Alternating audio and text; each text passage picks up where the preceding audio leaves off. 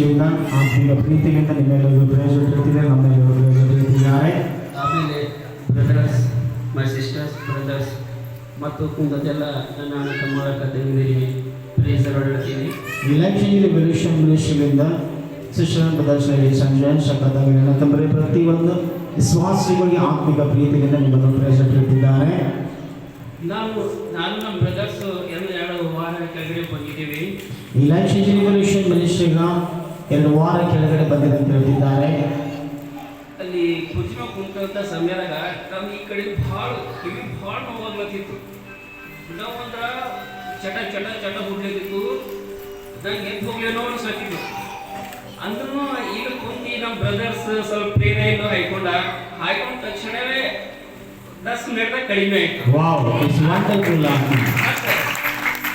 ನಮ್ಮ ಬ್ರದರ್ಗೆ ಅವರು ಒಂದು ಎಷ್ಟೋ ದಿವಸಗಳಿಂದ ಅವ್ರಿಗೆ ಆರ್ಡರ್ ಇದ್ದಿಲ್ಲ. ಇಲ್ಲಿ ಬಂದು ಕೂಟ ತಕ್ಷಣ ಅವ್ರು 8 ಆರ್ಡರ್ ಬಂದು ಫೋನ್